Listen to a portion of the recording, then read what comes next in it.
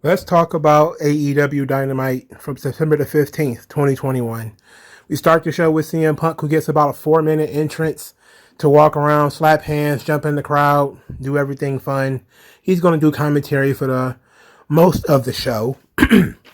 But since we're on the subject of CM Punk, he is involved with an angle later in the show.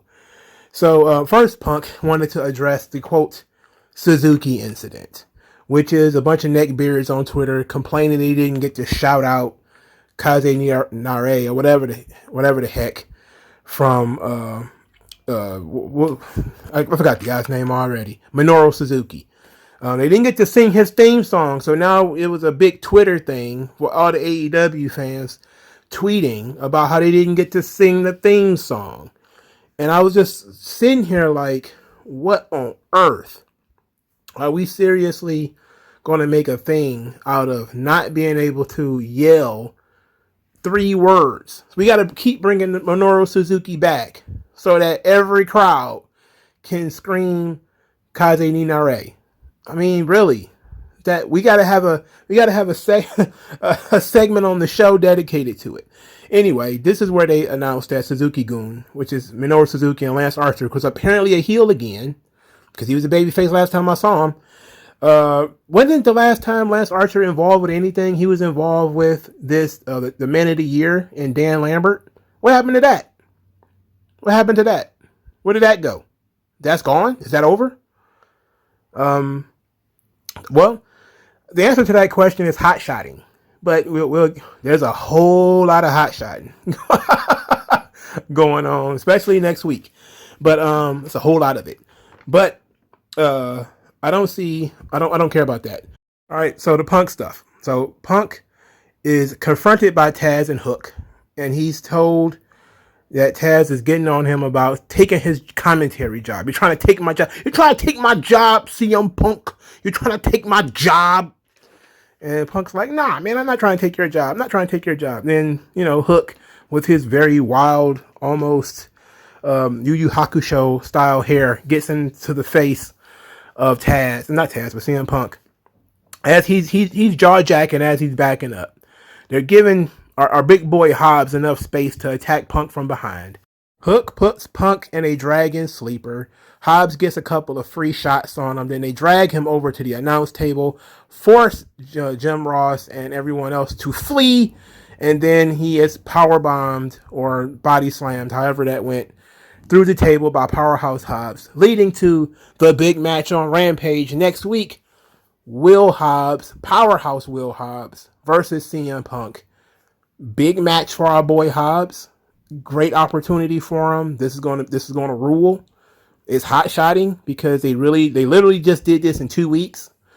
They just literally threw it together in 2 weeks. But hey, I'm not gonna look a gift horse in the mouth. If they're gonna give our boy a shot and give him a large platform to prove that he can hang and that he deserves to be there, okay, cool. The question is, what are you going to do after that? Which is going to be my question. Look at Darby Allin. It's been 3 weeks since his CM Punk match, and he's kind of, I guess he's wrestling FTR next week, which I guess is all right. But his bounce back match was to wrestle Shawn Spears. It's not enough to just have a match with a star like they did this with Cesaro, and WWE did this with Cesaro, right? They gave Cesaro the big matches with Roman. Big deal. That's pretty dope. He had the big matches with Rollins. All of that is good. But what do you have for him after that? That's the difference between hot shotting and legitimate storytelling. That there is no plan for Hobbs. They literally reaching down and pulling him up so that he can wrestle CM Punk, and then he's going to get dropped right back down as soon as it's over. Because we know he's going to lose. But it's all about, trying to showcase him, which is good.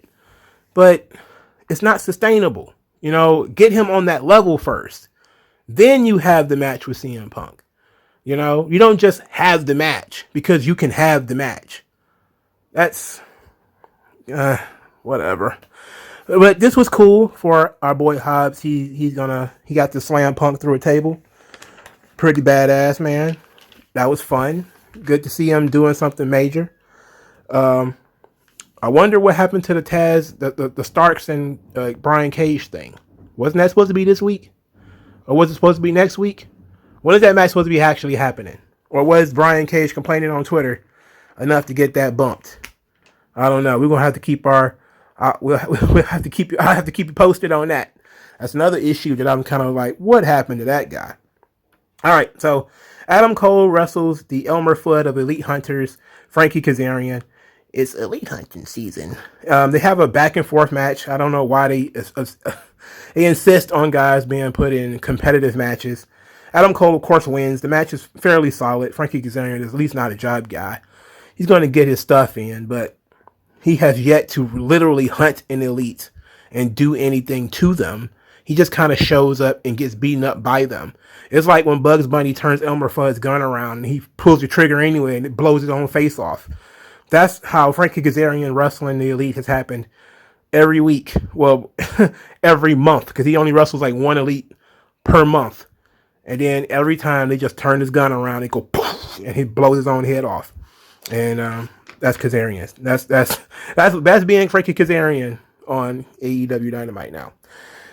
It's story time with Adam Cole, baby. He got a monster reaction after he for his entrance. That was a pretty fire reaction. He also got a pretty fire reaction for story time. But then he says that this locker room can't keep up with the Elite. They can try though. But 3 guys have gotten under his skin: Christian, Luchasaurus, and Jungle Boy, and said that if they think that they can hang with the Super Clique, oh, jeez. So what next? We're going to have a hyper NWO. You know, we're going to have a 4 Horsemen Deluxe. Like, what are we going to do here?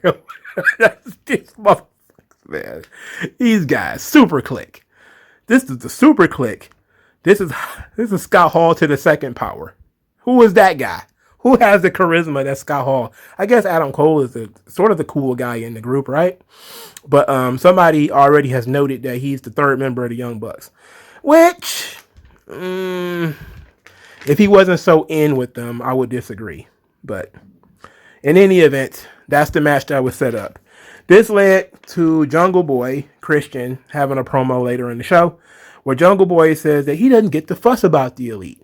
He's got better friends than they do, and he has better hair. I was just kind of like, please take the microphone from this kid, man. Please, he's burying himself. He has potential. He's a little on the small side, but he has potential. Please take the microphone from him. Unless he has something to say, take it. You know, I know I said I was one of these people who were saying he needs to talk. He needs to learn how to talk. He needs to go out there and talk. And then he talked, and I was like, he doesn't have anything to say. Take it. You know, wait till he's got something to say. Then let him say it. Right? So this leads Christian to take over the promo.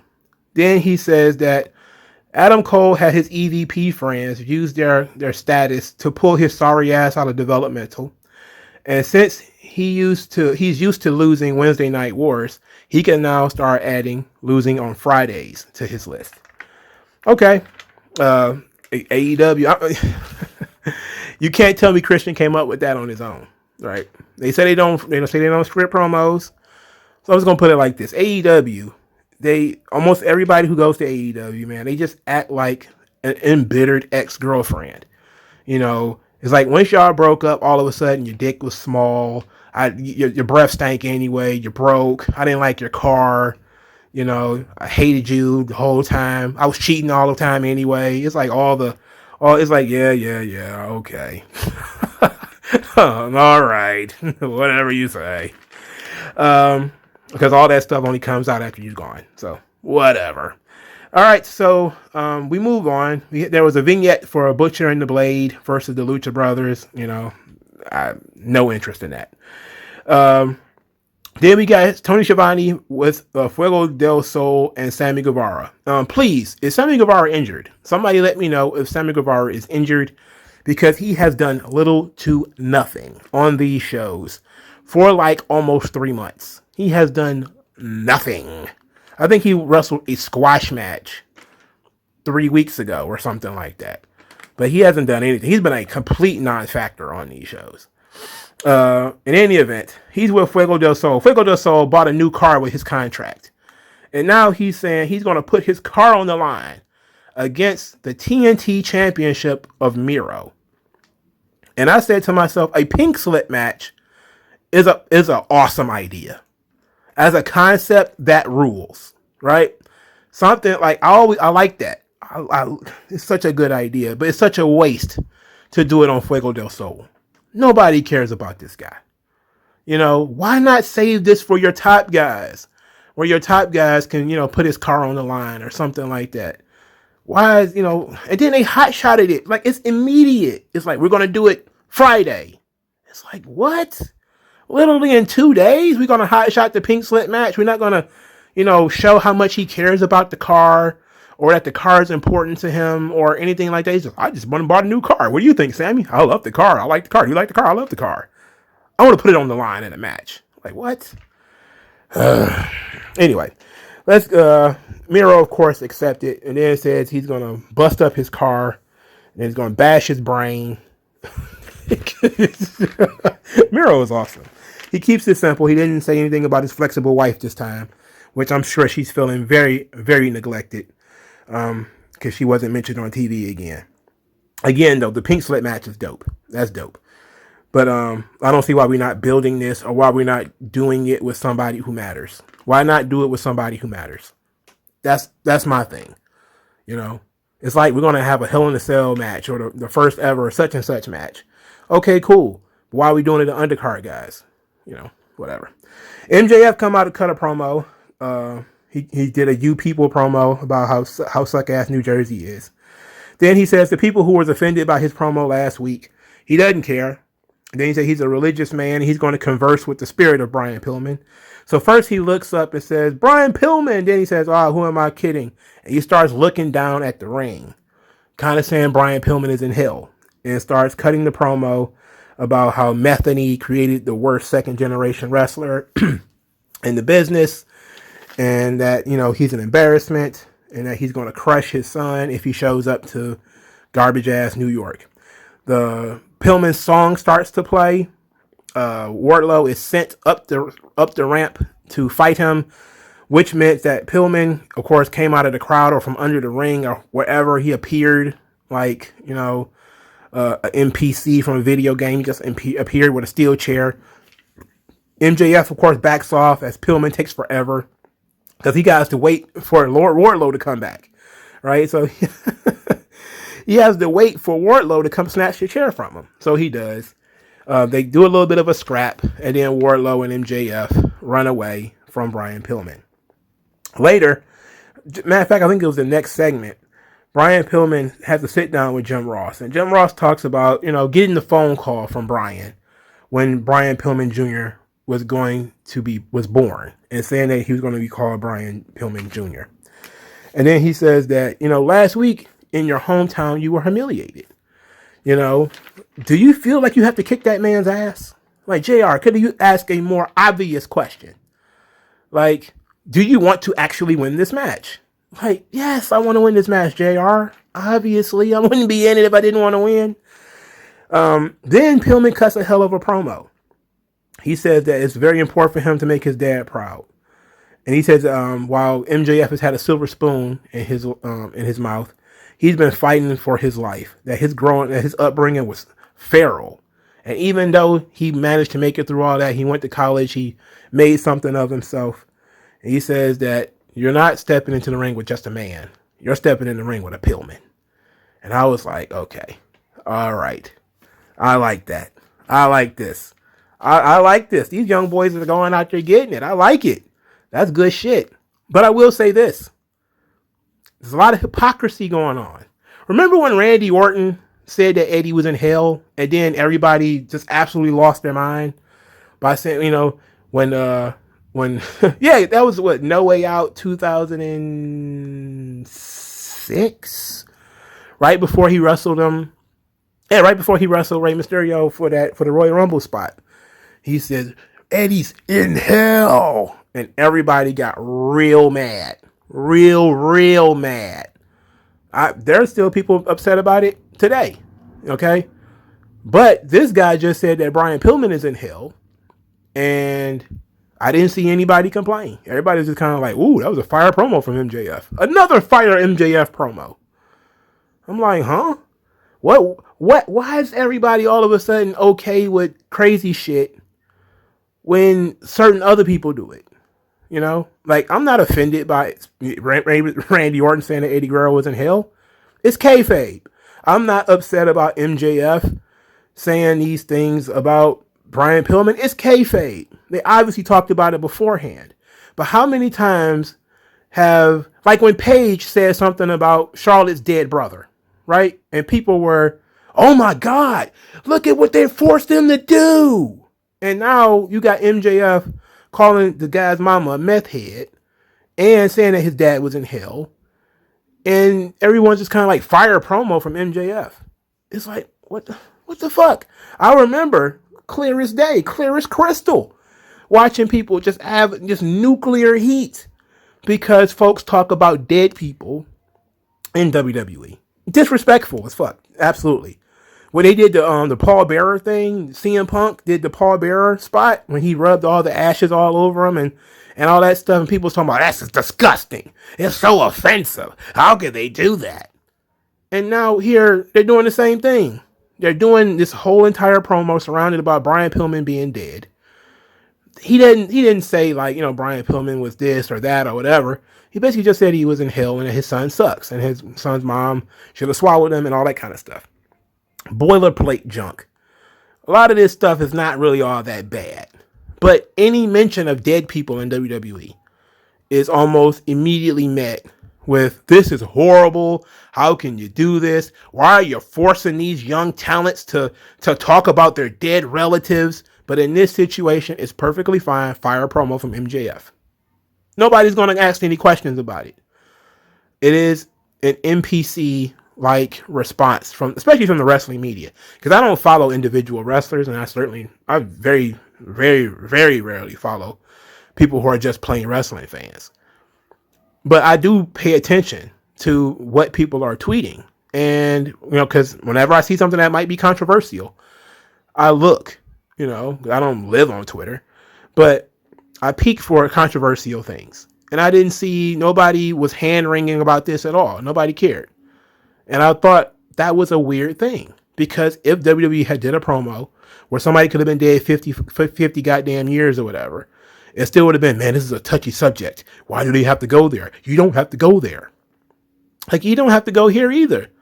You know, they're doing this because MJF does his shock jock routine, which is to be as offensive as possible to make you want to beat him up, which is what a heel is supposed to do. Roddy Piper did it too, but you can't do that in WWE, obviously. You know, not only can you not do it today, because for starters, they're blowing your heat off almost immediately by having you get beat up and pinned 4 times in one night or something stupid like that.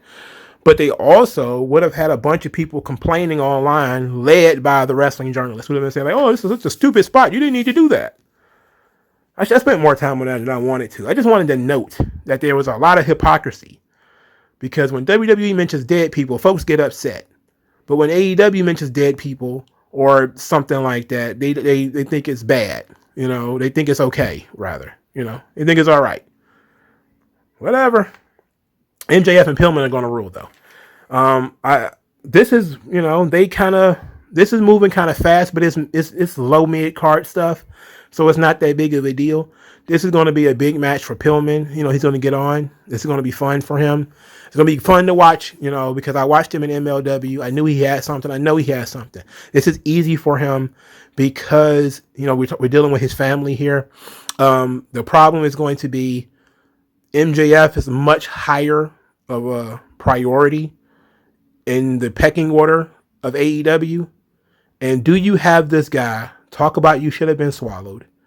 Your mom is a meth head. Basically said your dad was in hell. And then he beats you, because that's a death nail, right? But then MJF, who is fresh off of losing to Chris Jericho, he's going to lose to a lower card babyface and Brian Pillman. I don't know about that one, bro. I don't know about that one. Make it make sense. Make it make sense. Maybe they shouldn't have gone so hard on this. Maybe they should have pulled it back some and should have just let last week tell the story. But, they added fuel to the fire this week. And, okay, we'll see. We'll see. Personally, Pillman needs to win. That's my call. My call is Pillman needs to win. MJF needs to take the big fat L because he mentioned that he called his mom a meth head. If somebody says something about your mom or something like that, you should definitely do the job. The part where you get over is when you make the derogatory comments about the mom and the dad and the sister and all that kind of stuff. When the fight actually happens, the babyface should go over. If you're going to have that much heat, the babyface got to go over. If the babyface loses, then the people should have absolutely no faith in them. Now, I know that this is not a regular wrestling audience. The AEW wrestling fans are extra neck beardy, right? So they'll probably be like, "Oh, it's not a big deal," Let's move on. So I spend a lot of time on stuff. FTR defeat Matt Sydal and Dante Martin. Who cares? Malachi Black comes down to cut a promo. His entrance is very long. He says that there's an enemy in our midst, to which Rosario Dawson was in the crowd randomly. They hadn't mentioned her all night. That would have been a nice thing if you'd have mentioned like, "Oh, Rosario Dawson is here," and she would have, standing there and she waves at the crowd like, "Hey, how y'all doing?" And then later, that was the impetus for Malachi Black to come out there, is that the camera was on her, and he didn't do his full regale entrance with the mask and everything. That he just kind of marched to the ring and confronted her. And some people were confused why she got confronted. Well, she got confronted because she's wearing a Nightmare Family hoodie. And that's what Malachi Black was talking about. So he went out there to approach or confront her for wearing a Nightmare Family hoodie. This led Cody to storming down the stairs to a very, very, very mild reaction. A very mild reaction. And almost nearly no reaction. It was not the same. Okay. It wasn't the same as it would have been 5 months ago or 6 months ago or last year. Last year, this probably would have gotten the pop of the night. But they had already popped huge for Adam Cole. They had already done some pretty good responses for MJF, and Dante Martin had pretty much come in there and did his high flying routine right before this. So they were kind of like, okay, we need a break. But he didn't get to do anything to Rosario Dawson because here comes Cody in his bright red suit. As Cody is marching, Rosario Dawson jumps on Malachi Black's back, which of course gives Cody an opportunity to close the distance between them. Black kind of shrugs her off. She's not hurt at all. Then they brawl and they brawl and they brawl and they brawl and they brawl and they brawl and they brawl and they brawl and they brawl and they brawl and they brawl up the stadium stairs. They brawl up the stadium stairs. Okay, that's all. That's good. That's nice. Cody then hit him with a beer or a Sprite or something. But I don't. It was the fight lasted so long. Nobody tried to break it up. There was no breaking it up. They fought up the stairs, and then it was just over. Like, I don't see why Malachi Black didn't flee. Like, they could have fought a little bit with Cody getting the upper hand, and then Malachi Black ran away. And then let Cody stand in the ring and soak up that fan reaction, and help Rosario Dawson to her feet and all that kind of stuff. Be a nice little gentleman. But what they did was just kind of like, okay, and scene. Like your scene is over. Thank you guys. Thank you so very much. Shake everybody's hand, and we go on about our way. I thought this was going to be the big match for this show, but it's just a match on this show. And this is the match that has the most build behind it. And it's probably completely forgotten in how stacked the Grand Slam card is. But we'll get to that at the end of the show. They showed a vignette for the Bunny and Anna Jay. Let me back up for a moment, because I don't care about the Bunny and Anna Jay. Rosario Dawson. She was there because she did the Go Big show with Cody. So just like when Shaq appeared, This is probably a TNT call where they said, called her on the phone and said, hey, we need you to go and show up at this wrestling show. We need you to go and help Cody. It was very random, dog.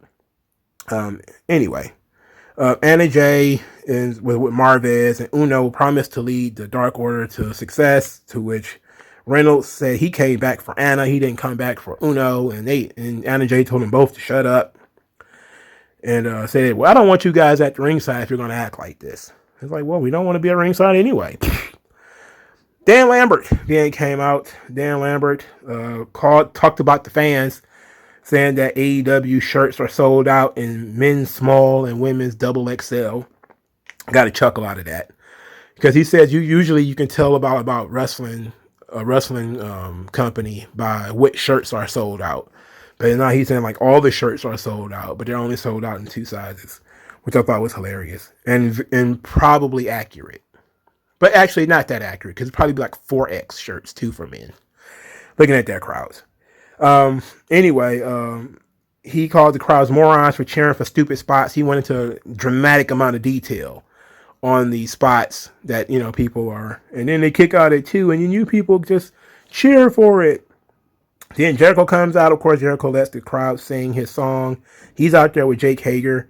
He creates a new song called Fat Face Dipshit for Lambert. Is stupid. Called him a grumpy old man yelling at the clouds and that America Top Team are a bunch of meatheads. Then he says, if you call yourself American Top Team, so who's on top? And the crowd gets a really big, they get a ooh. This becomes important later. I'll talk about it after this. But Cage Side Seats was not happy about the casual homophobia of this comment. It is casual homophobia to ask which one of you are on top. And there's women in the ring. So, come on. Anyway, let's move on. Jericho said that you can't intimidate us because all you guys want to do is intimidate people. You can't intimidate us. Hager is an undefeated MMA fighter. And I've been fighting with MMA trained guys in backstage brawls my entire career. Then he details how he got into a scuffle with Brock Lesnar and how he got into it with Bill Goldberg. And he said, they didn't kill me. You can't kill me either. So Lambert says if the Inner Circle wants to face them, specifically Ethan Page and Scorpio Sky, they'll have to do it next week in New York. Okay, so this is what Dan Lambert, again, he comes up with MMA fighters. This time he had more MMA fighters than ever before. And we don't get any of the MMA fighters wrestling. None of them. Not Jorge Masvidal. Not Paige Van Zant. Not Amanda Nunes. We get Scorpio goddamn Sky and Ethan motherfucking Page. What is the point of having the MMA fighters? These guys are not MMA fighters. It's so frustrating. You would think that they would... Never mind. So it's going to be Jericho and Hager versus Ethan Page and Scorpio Sky next week. I am not interested. I do not care. The thing I thought was funny was how so many people, it was basically Cage Side Seats and all of their satellite accounts were pretty upset at the casual homophobia of the who's on top comment. And I don't know what they're going to do about it. Of course, they went right back to marking, so it didn't matter. They didn't spend a lot of time complaining about it. I'm pretty sure they will eventually. But they, of course, they were like, oh my God, casual homophobia in 2021? Really? Why are we doing that? And then they went back to, oh my God, oh my God, oh my God, just a segment later. So none of this meant anything, but it's weird that we're just going to start having things, just going to start calling things casual homophobia as if we're supposed to care about casual anything. Nobody cares about casual anything. There was a Gun Club vignette as they talked about why they did what they did to the Big Show. It says they're undefeated and they've been disrespected. But what the fuck they got to do with Big Show? Nothing. Who cares? Jade Cargill defeated Layla Hirsch. Who cares? Andrade said that he never gave Chavo the order to interfere in his match and that Chavo was gone and that he's the boss. He's the kingpin. Andrade has subtitles. I'm pretty sure they complained about that, but I didn't look. Uh, Andrade is in the shuffle. I mean, he's in the middle of the damn deck. You know, they better hope Ric Flair. Well, Ric Flair's obviously going to come in, but even with Ric Flair, what are you going to do with him? There is obviously tiers going on in AEW, right? Where certain guys are top tier guys. You know, they're kind of like probably should be pay-per-view guys. You know, want Russell on TV once a month kind of guys. And then you've got your every now and again on TV kind of guys. And then you got guys like Andrade. You know, how long is it going to be for his next match? Who knows? Probably not that long, though. I expect him to bring Ric Flair in. So hopefully that's his only hope, is that you can get Ric Flair out there, man. And hopefully he can get some matches and get some time. But the Chavo thing didn't quite stick. They showed a vignette for Darby Allin and Spears, their history, as if anybody cares. And Shawn Spears was defeated by Darby Allin because, of course, he was. There was a cool spot where Darby did a tope suicida through the ropes while Shawn Spears was sitting on the steps. So he just blasted right through him. It was a great spot. After the match, FTR appeared to fight Darby Allin, and Sting beat him up. Tully hit Sting with a chair. He no-sold it. Then he got saved by FTR. They did a spike power driver on Sting as Tully wiped Sting's face paint off. And it was not bad. Not a bad spot. The match is next week. It will be Sting and Darby Allin versus FTR. That rules. That rules. It's hot-shotted, but that rules. Okay? That rules. That's good. That's a good spot for FTR. They get to wrestle Sting, man. They get to wrestle Sting. And I'm guessing the chances of them losing, probably 80, 90%. You know, the chance of them losing is a good 80, 90%. They probably don't mind. They probably wouldn't mind doing the job. But, come on, bro. Sting at 62. Still a good spot for FTR. I mean, they aren't in the tag team title picture. I have no idea why, but let's continue because I've only got two more things to go over. You know, we can talk about these cards. They showed the Bryan Danielson video from Rampage where he basically just says, I want to wrestle guys. That's all he came for. Then we got to Tony Schiavone, Bryan Danielson promo, to which he got 2 words out before Don Callis came out there. Don Callis came out there and said that Bryan Danielson made him sick, that he's a hippie millionaire, and he's come to AEW, the biggest and the hottest wrestling company in the world, that was built on the back of Kenny Omega. And he says, you think you did what's best for the wrestling business. He says, they call me a carny piece of shit. Then he says, Omega told me that you really believe that. If you believe that, then you're a mark, just like all these people. Bryan told him to shut up, called him a piece of shit like 100 times. Says he wanted to talk to Omega and says that, look, this is not about the title. This is about who's better. Give the people what they want. You know, I came to fight the best, the wrestling god. If that's you, then step up. Have you lost your balls? Yes or no? Omega then says, well, I need to rephrase that because his answer would have been like, yes, I've lost my balls. But it would have been basically, do you have the balls to fight me? Then Omega says yes. Since it's non-title, Omega will fight him. Of course, hot-shotting 101. The guy been in the company 3 weeks. And we're already going to do Omega versus Danielson in a non-title match. They better do SmackDown numbers with these shows. They that's the only way it's worth it. They're going to have to get like a 2.5 or something like that. And I don't like talking ratings. But that's the reason why they're doing this. Right? So they better get like 2.5 million viewers. I'm talking on both shows. You know, it would suck if they would get like 1.4 or 1.5 or 1.8 or something like that. That would be absolutely horrifying. Because look at the names that they have on these shows. You know, they got Cody on this show. They got Miro is wrestling on Rampage. Punk is wrestling on Rampage. Jericho is also wrestling on Rampage. But they got Sting on this show. You know, they got Danielson on this show. You know, they got Adam Cole on Rampage. They need to get 2 million viewers on. I'm talking not combined. I'm talking 2 million viewers per night in order for this to make sense for them to do. And then I'm questioning whether they're doing a Goldberg and Hogan. Because who's going to give a fuck about the rematch? Right? Like if you do Danielson and Omega on TV right now, strike while the iron's hot, sure. And your pay-per-view is very far away, sure. But that's the problem with you hot-shotting Bryan Danielson on TV. You know, you just had to have him right now. You could instead of waiting. But I'm starting to think, like, you know, is this their Goldberg and Hogan? You know, is it? Because this is the match everybody wants. So once they get it, okay, now I've seen it. Now, how do you entice me to do it again? Put the title on the line?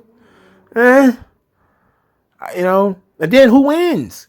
If you beat your brand new guy, if Bryan Danielson comes in straight from WWE, straight from getting choked out by Roman Reigns, by the way, and beats your top guy. Sure, again, AEW is a completely different audience.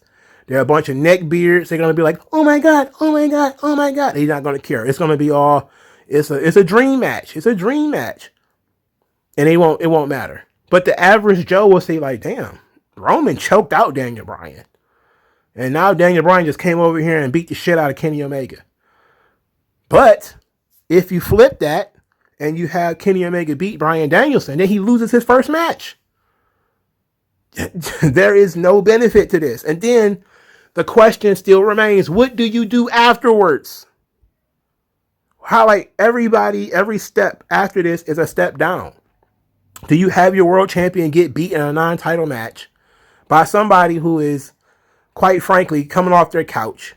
If you're going to have Danielson wrestle Omega, you should have had him at least wrestle on this show and said that he had to beat somebody and then Omega will wrestle him, even in a non-title match.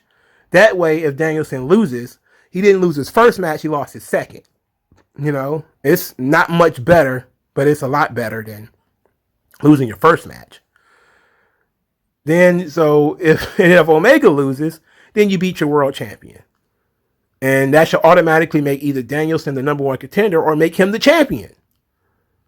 Which, you know, but AEW can probably pull off one stupid WWE booking, which is beating your world champion. That's 90% of what's going to happen. Is they're just going to beat Kenny Omega. They're going to beat him on TV. Then probably build up for the rematch at the pay-per-view with the title on the line. And then Omega will win that match. And then they'll probably do a third match. It'll probably also be on TV. So, if I'm telling you, man, the cards are loaded. Matter of fact, I'm not even done with this show. This show is still got stuff to talk about. Oh, there's nothing to talk about. Because Moxley and Kingston defeated 2.0. That was your illustrious main event. 2.0 and Daniel Garcia are in the main event again. Who are they jerking? Really? Like, honestly, when Shawn Michaels, who was legitimately really good, was in the main event of shows, people were like, oh, he's fucking Pat Patterson. And then, you know, like, these guys have been in the main event more times than not, and they're fairly new, and nobody cares who they are. They're not a draw. Why is 2.0 and Daniel Garcia in top spots in this company? What the fuck is going on? Somebody needs to explain this to me. Explain it to me like I'm 5 years old. Let's talk about these cards. I don't have the entire card for Grand Slam. As a matter of fact, I'm be going off memory for most of it. But Grand Slam is going to be a 2-night program. 4 hours, 2 hours of Rampage, 2 hours of Dynamite. So Dynamite is going to be headlined by Kenny Omega versus Daniel Bryan or Bryan Danielson. That's the main event. You're also going to have Brian Pillman versus MJF. You're also going to have Sting and Darby Allin versus FTR. You're also going to, I think there's another match. I think Ruby Soho and Britt Baker. No, I think that's on Rampage this week. They hot shot at that match too. They didn't put any steam on it. They're just, so let's talk about it. Like I said, I'm concerned that AEW is hot-shotting too much. They're not just hot-shotting one match. If they was going to just hot-shot Omega versus Danielson, I would say, okay, that's a bit much, but fine, whatever. We can pop that rating. Go ahead and pop the rating. Why not? But they've stacked the card to the point where, Cody is on this show, and you put some, a lot of time into the MJF and Pillman thing. They're on this show.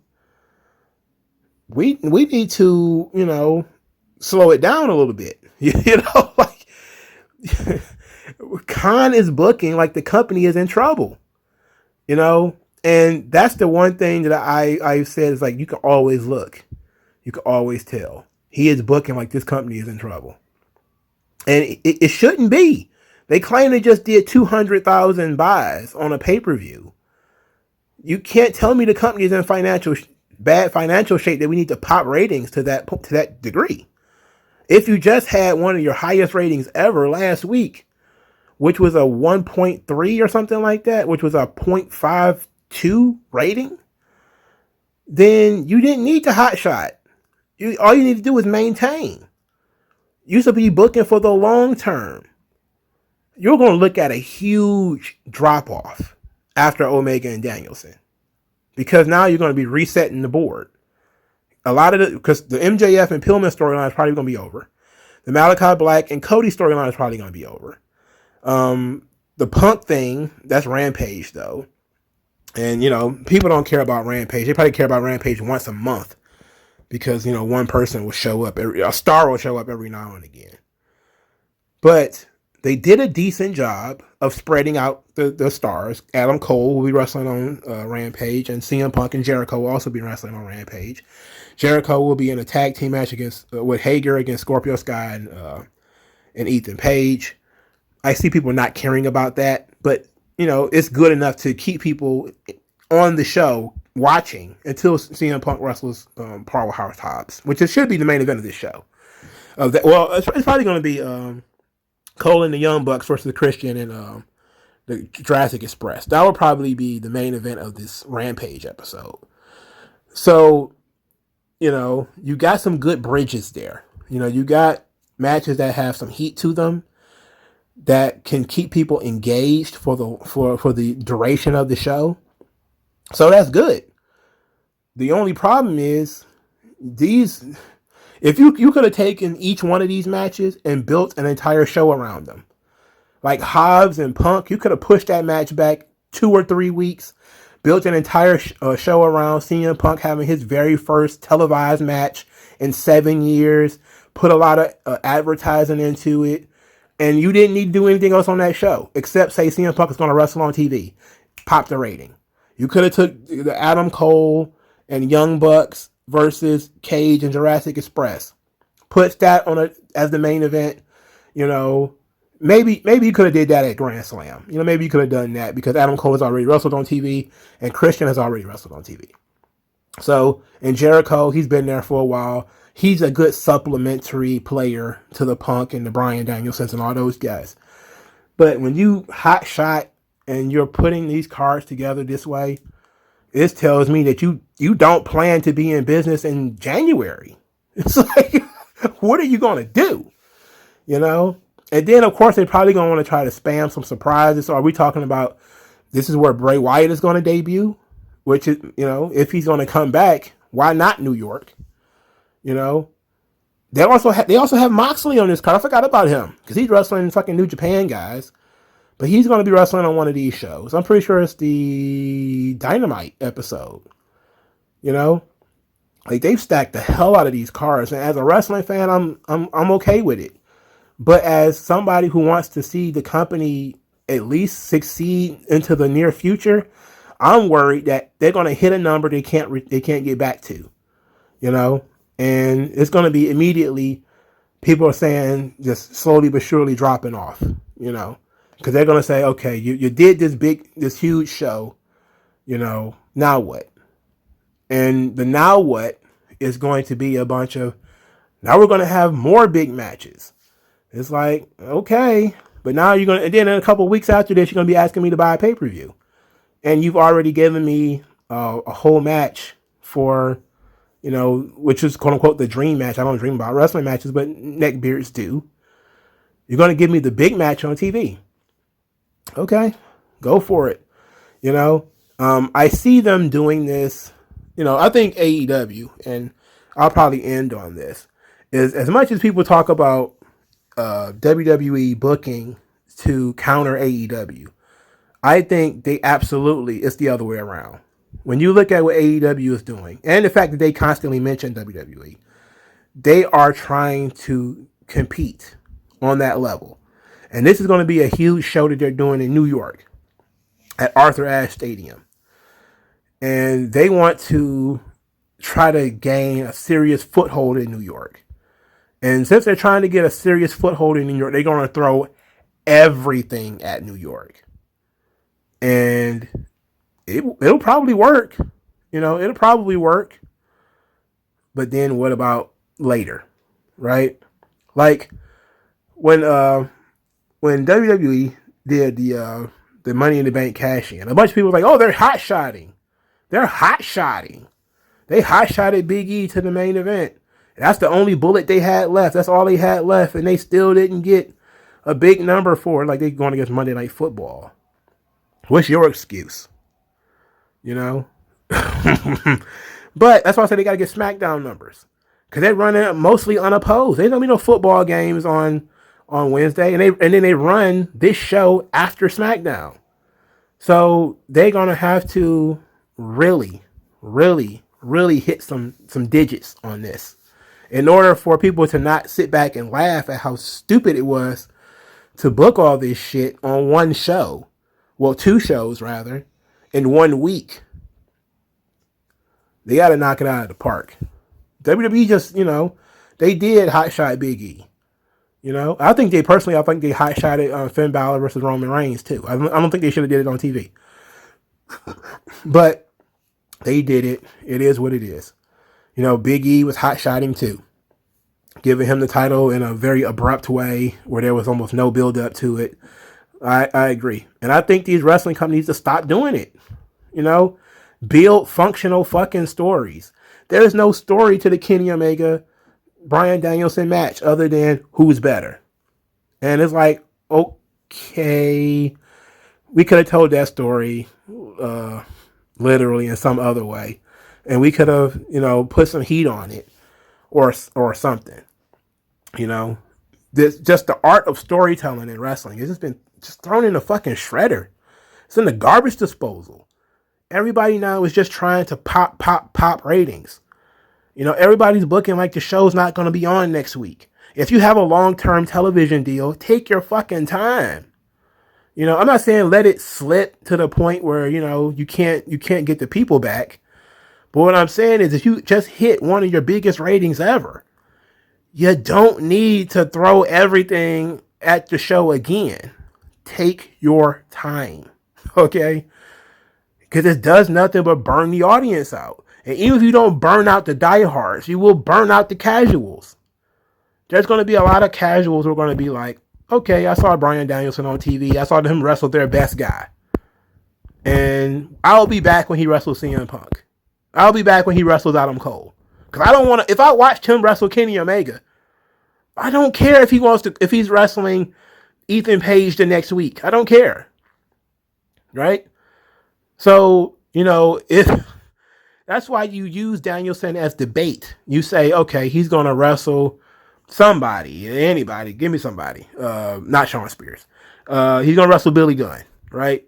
Just to see who's interested in just seeing Bryan Danielson, which we already saw with the promo segment, that there was a certain number of people who are interested in just him, right? I think it was like 1.5 for his segment. So if we assume that there's probably going to, let's say they get a 1.8 for his match with Kenny Omega, that would be an extra 300,000 people. I would think it would be more than that. I would think it would probably be maybe 1.9 just for that match. That would be probably for the entire show, because again, that's the main event. I don't think anybody's going to skip the entire show and just tune in just for Danielson, right? But I do think that would be the high point. That, you know, there might be some people who will say, I'm not interested in this card. I don't care about Cody. I don't care about that other guy. I don't care about these two kids. I don't know who they are. You know, some of these other people, I don't know who they are. But I want to watch Bryan Danielson or Daniel Bryan. I recognize that guy. So let's say it's 2 million viewers for Bryan Danielson. Okay. How do you then entice those 2 million people to come back the next week? What are you going to do? Bryan Danielson versus CM Punk on TV in order to get those 2 million people to come back? Or is it okay for you to pipe a rating and then droop right back down and then have to fight your way back up? I don't see, instead of maintaining, you're going to have your notes is going to be peaks and valleys. Just ups and downs, just constant radical ups and downs, just radical ups and downs. Because unless you guys are going to wrestle on TV every week, you need to take your time. And some of the other guys that you have in the company are not the big draws that CM Punk and Daniel Bryan are, you know, or Bryan Danielson. Andrade isn't, you know. They got Sting wrestling on here. Jericho's wrestling on here. You could have at least said, okay, Grand Slam, we're going to have Sting wrestle on Dynamite, Jericho wrestling on Rampage, Punk wrestles on Rampage, Danielson wrestles on Dynamite, but we're not going to have Omega wrestle. You know, it's going to be Danielson versus, I don't know, somebody. And that's going to be the main event in New York. And then we're going to build up, you know, that. And it's long-term booking, long-term storytelling. This is not long. 3 weeks is not long-term. It's not. It's hot-shotting. You know, we're going to do this really, really, really, really fast with little to no story. When there's almost no story, it's paper thin. You know, it's hot-shotting. And then they say like, oh, yes, well, it's a pay-per-view main event. I'm like, yeah, I'm sure it is. Anyway, I'm pretty sure I'm going overboard. Let me know what you guys think in the comment section below. Like the video, share the video, subscribe to the channel, donate to the channel. Thank you guys for your time. And I'll talk to you guys later, man. Peace.